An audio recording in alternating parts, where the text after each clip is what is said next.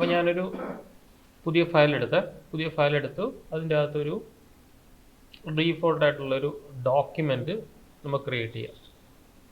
Okay, എന്നിട്ട് ഞാൻ ഇതിനെ ക്ലിക്ക് ചെയ്ത് ഹൈഡ് ചെയ്തു.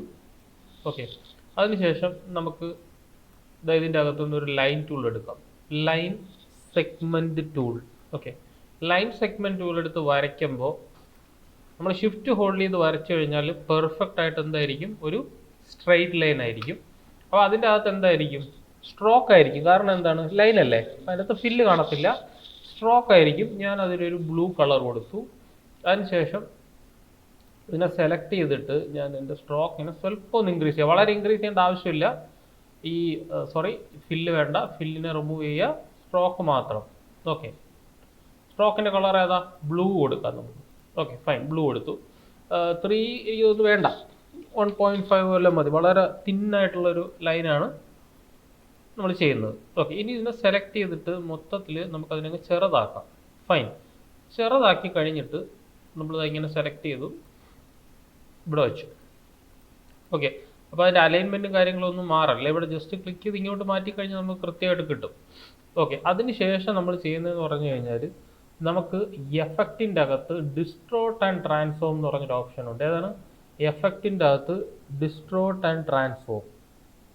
ഓക്കെ, ആ ഒരു ഓപ്ഷനിൽ നമ്മൾ ട്രാൻസ്ഫോം എന്ന് പറഞ്ഞൊരു ഓപ്ഷൻ ഉണ്ട്. എഫക്റ്റിൻ്റെ അകത്ത് ഡിസ്ട്രോട്ട് ആൻഡ് ട്രാൻസ്ഫോമിൻ്റെ അകത്ത് ട്രാൻസ്ഫോം എന്ന് പറഞ്ഞ ഓപ്ഷൻ ഉണ്ട്. ജസ്റ്റ് അതിൽ നമ്മൾ ഒരു വട്ടം ക്ലിക്ക് ചെയ്യുന്നു.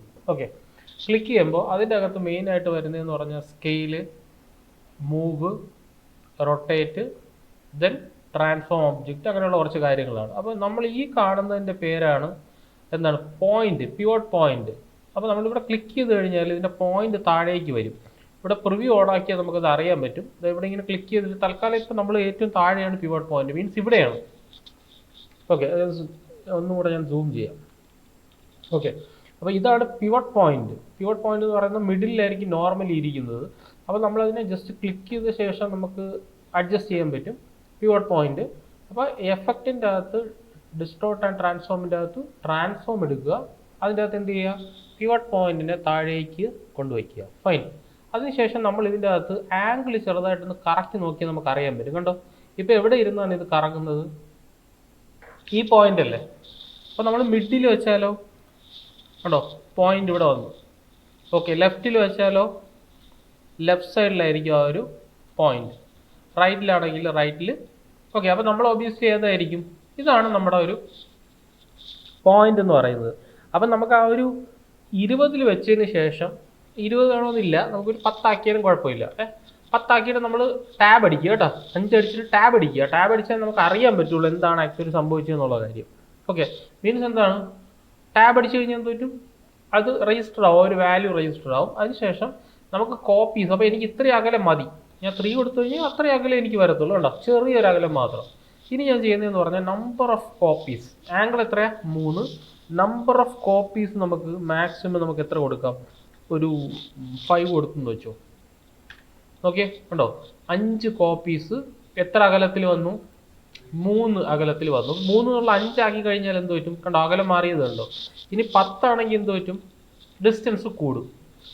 20 ആണെങ്കിൽ കൂടുതൽ ഡിസ്റ്റൻസ് കിട്ടും. ഫൈൻ, ഇനി നമ്പർ ഓഫ് കോപ്പീസ് 10 കണ്ടോ, അപ്പോൾ അത് കറങ്ങി വരുന്നുണ്ടോ. 10 എന്നുള്ള ഞാനൊരു 15 ആക്കുക. ഓക്കെ, 15 എന്നുള്ള ഞാനൊരു 16 ആക്കുന്നു. 16 എന്നുള്ളത് ഒരു 18 ആക്കുന്നു. കംപ്ലീറ്റ് ആയി. ഓക്കെ, അപ്പോൾ ഇപ്പം നോക്കിക്കഴിഞ്ഞാൽ ഓക്കെ കൊടുത്താൽ നമുക്ക് എന്താവും, നമുക്ക് ഈ രീതിയിലുള്ള ഒരു ഔട്ട്പുട്ട് ആയിരിക്കും നമുക്ക് ഇതിൻ്റെ അകത്ത് കിട്ടുന്നത്. അപ്പോൾ നമ്മൾ എന്തൊക്കെയാണ് മാക്സിമം നമ്മൾ മാറ്റേണ്ട കാര്യങ്ങൾ, ഫസ്റ്റ് ഓഫ് ഓൾ ആംഗിൾ, റൊട്ടേറ്റിൻ്റെ അകത്ത് ആംഗിൾ, ദെൻ കോപ്പീസ്, ഇത് രണ്ട് നമ്മൾ മസ്റ്റായിട്ട് നമ്മൾ അഡ്ജസ്റ്റ് ചെയ്തിരിക്കണം. എന്നാൽ മാത്രമേ നമുക്ക് ഈ ഒരു ഔട്ട്പുട്ട് നമുക്ക് കിട്ടുകയുള്ളൂ. ഓക്കെ, ഞാനിപ്പം ഓക്കെ കൊടുക്കുകയാണ്, ജസ്റ്റ് ക്ലിക്ക് ചെയ്ത് ഓക്കെ കൊടുത്തു കഴിയുമ്പോൾ ഇപ്പം നിങ്ങൾ നോക്കിയേ കണ്ടോ, നമുക്ക് കറക്റ്റായിട്ടുള്ളൊരു ഷേപ്പ് ഇതിൻ്റെ അകത്ത് കിട്ടിയിട്ടുണ്ട്. ഇനി നമ്മൾ ഈ ഒരു ഷേപ്പ് ഇതിപ്പോൾ ഒരെണ്ണം മൂവ് ചെയ്ത് കഴിഞ്ഞാൽ ബാക്കിയുള്ളതിനെല്ലാം നമുക്ക് അഡ്ജസ്റ്റ് ചെയ്യാൻ പറ്റും. കണ്ടോ ഒരെണ്ണം മാത്രം മൂവ് ചെയ്താൽ മതി. കാരണം എന്താണ്, ആ ഒരെണ്ണത്തിൻ്റെ എന്താണ് വന്നിരിക്കുന്നത്, ക്ലോണാണ് വന്നിരിക്കുന്നത്. അപ്പോൾ അതുകൊണ്ട് തന്നെ ഇതിനെ മൂവ് ചെയ്ത് കഴിഞ്ഞാൽ നമുക്ക് എന്ത് ചെയ്യാം, ഇതിനെ മൊത്തത്തിൽ നമുക്ക് അഡ്ജസ്റ്റ് ചെയ്യാൻ പറ്റും. അതുപോലെ തന്നെ ഒരു കാര്യം കൂടെ ഉണ്ട്, ഇങ്ങനെ ഇരുന്നോട്ടെ. ഇനി ഇതിൻ്റെ അകത്ത് ഈ ടൂൾ കണ്ടല്ലോ, direct selection tool. Direct selection ടൂളിൽ ക്ലിക്ക് ചെയ്യുക, അങ്ങോട്ടും ഇങ്ങോട്ടും മൂവ് ചെയ്യുക. അതാണ് ഞാനിപ്പോൾ ചെയ്തത്. അപ്പോൾ നമ്മൾ പെൻ ടൂൾ പഠിച്ചിട്ടുണ്ടല്ലോ, add anchor point, delete anchor point. അപ്പോൾ മെയിൻ സംഭവം ഏതാ? അപ്പോൾ ഇതിൽ നമുക്ക് സെലക്ട് ചെയ്യാം. കണ്ടോ, അത് സെലക്ട് ആവത്തില്ല. കാരണം എന്താണ്, മെയിൻ നമ്മൾ വരച്ച ഒബ്ജക്റ്റ് മാത്രമേ ഇതിൽ സെലക്ട് ആവുള്ളൂ. കണ്ടല്ലോ, മൂവ് ചെയ്യുക, അങ്ങോട്ടും ഇങ്ങോട്ടും നമ്മളതിനെ ട്വീക്ക് ചെയ്തു, കൺട്രോൾ മൈനസ് അടിച്ചു. അതിനുശേഷം നമ്മൾ ചെയ്യേണ്ട പ്രോസസ്സ് എന്ന് പറഞ്ഞു കഴിഞ്ഞാൽ, ഞാൻ സ്പേസ് അടിച്ചതിന് സ്വല്പം ഇങ്ങോട്ട് വെച്ചതിന് ശേഷം ഏതെടുക്കാം, നമുക്ക് നമ്മുടെ ഈ ടൂൾ എടുക്കാം. ഏതാണ്? Add anchor point tool. അവിടെ ജസ്റ്റ് ഒന്ന് ക്ലിക്ക് ചെയ്ത് കഴിഞ്ഞാൽ നിങ്ങൾക്ക് അവിടെ ഒരു ആങ്കർ പോയിന്റ് ആഡ് ചെയ്യാം. അപ്പോൾ അത് മൂവ് ചെയ്ത് കഴിഞ്ഞാൽ കണ്ടോ, മൊത്തത്തിൽ നമുക്ക് ഈ ഒബ്ജക്റ്റിനെ അഡ്ജസ്റ്റ് ചെയ്യാൻ പറ്റും. ഫൈൻ. അപ്പോൾ നമുക്ക് ഇതിനെ സ്മൂത്ത് ചെയ്യണമെന്നുണ്ടെങ്കിൽ എന്ത് ചെയ്യുക, ഇതിൻ്റെ അകത്ത് ആങ്കർ പോയിന്റ് വെച്ച് കഴിഞ്ഞാൽ നമുക്ക് എന്ത് ചെയ്യാൻ പറ്റും, കണ്ടോ, സ്മൂത്ത് ചെയ്തിട്ട് നമുക്ക് ഏത് ഷേപ്പാണ് വേണ്ടത് ആ ഒരു പർട്ടിക്കുലർ ഷേപ്പിലേക്ക് ഇതിനെ കൊണ്ടുപോകാം. അപ്പോൾ ഇതിൻ്റെ മെയിൻ കൺസ്ട്രെയിൻ ഏതാണ്? മീൻസ് മെയിൻ ഏതാണ് സംഭവം? മെയിൻ എന്ന് പറഞ്ഞാൽ ഇതാണ്. ഓക്കെ. അപ്പോൾ ഇതിൽ നമുക്കിത് ഇത്രയും ഞാൻ ചെയ്തു, ഇത് ഓക്കെ ആണ്.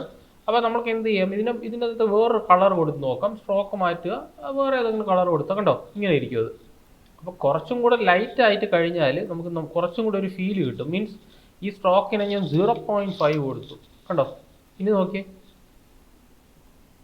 കണ്ടോ, ഇപ്പോൾ അത് അറിയാൻ പറ്റുന്നില്ല. കാരണം എന്താണ്, ബാക്ക്ഗ്രൗണ്ട് ഇല്ല. അപ്പോൾ നമുക്കൊരു ബാക്ക്ഗ്രൗണ്ട് കൊടുക്കാം. റെക്റ്റാങ്കിൾ ടൂൾ എടുത്തിട്ട് ഒരു ബാക്ക്ഗ്രൗണ്ട് ആഡ് ചെയ്യുക, അതിൻ്റെ അകത്ത് കളർ ബ്ലാക്ക് കൊടുക്കുക, എന്നിട്ട് റൈറ്റ് ക്ലിക്ക് ചെയ്യുക, അറേഞ്ച്, സെൻഡ് ടു ബാക്ക്. ഇപ്പോൾ നോക്കിയേ, ഇപ്പോൾ വൃത്തിയായിട്ട് കാണാവോ? ഇനി സെലക്ട് ചെയ്യുക. ഇനി നമുക്ക് എന്ത് ചെയ്യാം, ഇതിനെ സ്വല്പം കൂടെ ഒന്ന് ചെറുതാക്കിയ ശേഷം നിങ്ങൾക്ക് ഇഷ്ടമുള്ള രീതിയിൽ കണ്ടോ, ഇപ്പോൾ നമുക്ക് വ്യക്തമായിട്ട് കാണാൻ പറ്റുന്നുണ്ട്. ഇനി വേണമെങ്കിൽ സ്വല്പം കൂടെ ഒന്ന് ലൈറ്റ് ആക്കണമെന്നുണ്ടെങ്കിൽ ഈ സ്ട്രോക്കിൽ തന്നെ സെലക്ട് ചെയ്യുക, 0.1. കണ്ടോ, മനസ്സിലായ സംഭവം എന്താണെന്ന്? അപ്പോൾ ഈ രീതിയിൽ നമുക്ക് കുറച്ചും കൂടെ നമുക്ക് അതിനെ അഡ്ജസ്റ്റ് ചെയ്യാം. വേണമെങ്കിൽ സ്വല്പം കൂടെ ഇൻക്രീസ് ചെയ്യാം. എത്രത്തോളം വേണോ അത്രയും നമുക്ക് ഇൻക്രീസ് ചെയ്യാം. 0.8 അല്ലെങ്കിൽ 0.2. കണ്ടോ, അപ്പോൾ ഈ ഒരു രീതിയിൽ നമുക്ക് പല പല ഷേപ്സിനെ ക്രിയേറ്റ് ചെയ്തെടുക്കാനാണ് നമ്മൾ എന്ത് യൂസ് ചെയ്യുന്നത്, ഈ ഒരു ട്രാൻസ്ഫോം ടൂൾ ഉപയോഗിക്കുന്നത്. അപ്പോൾ ഇതിപ്പം ഹിസ്റ്ററിൻ്റെ അകത്ത് കിടക്കുകയാണ്. ഇതിന് എങ്ങനെ മൂവ് ചെയ്താലും നിങ്ങൾക്ക് പണി കിട്ടും. കണ്ടോ, എങ്ങനെ മൂവ് ചെയ്താലും പല പല ഷേപ്സ് കിട്ടും. പക്ഷേ അത് നമുക്ക് എടുത്തുകൊണ്ടൊക്കെ പോകുമ്പോൾ ബുദ്ധിമുട്ടല്ലേ. അപ്പോൾ നമ്മൾ എന്ത് ചെയ്യാന്ന് വെച്ചാൽ ഒബ്ജക്റ്റിൻ്റെ അകത്ത് എക്സ്പാൻഡ് അപ്പിയറൻസ് എഴുതിക്കുക, എക്സ്പാൻഡ് അപ്പിയറൻസ് കൊടുക്കുക. ഏതാണ്? ഒബ്ജക്റ്റിൻ്റെ അകത്ത് എക്സ്പാൻഡ് അപ്പിയറൻസ്. ഇനി നിങ്ങൾ ഇതിനെ മൂവ് ചെയ്ത് കഴിഞ്ഞാൽ എന്താണ്, ഇതിൻ്റെ അകത്ത് വേറൊരു പിന്നെ അത് എഡിറ്റ് ചെയ്യാൻ നമുക്ക് പറ്റത്തില്ല. അപ്പോൾ ഇവിടെ സെലക്ട് ചെയ്ത് കഴിഞ്ഞാലും കളറൊക്കെ കൊടുക്കാൻ പറ്റും. കണ്ടോ, ഇപ്പോൾ കളറൊക്കെ വന്നുണ്ടോ, അതാ നോക്കിയേ, ഫില്ല് വന്നു. മനസ്സിലായോ? എക്സ്പാൻഡ് അപ്പിയറൻസ് കൊടുത്തപ്പോൾ സംഭവം ഫില്ലൊക്കെ വന്നു. പക്ഷേ മൊത്തത്തിൽ അതെന്തായി, ഒരു ഷേപ്പ് മൊത്തത്തിൽ നമ്മൾ ഒരു കേവ് ആണ് ഉണ്ടാക്കിയെന്നുണ്ടെങ്കിൽ അത് മൊത്തത്തിൽ ഫില്ലും സ്ട്രോക്കും കൂടെ ആയിട്ടുള്ള ഒരു ഒബ്ജക്റ്റ് ആയിട്ട് കൺവേർട്ട് ആയി കഴിഞ്ഞു. അതാണ് എക്സ്പാൻഡ് അപ്പിയറൻസ് കൊടുത്തുള്ള ഉപയോഗം എന്ന് പറയുന്നത്. ഇനി നമുക്ക് സ്ട്രോക്ക് ഇൻക്രീസ് ചെയ്യണമെങ്കിൽ സ്ട്രോക്ക് ഇൻക്രീസ് ചെയ്യാം. ഒബ്ജക്റ്റിൻ്റെ അകത്ത് എക്സ്പാൻഡ് അപ്പിയറൻസ്.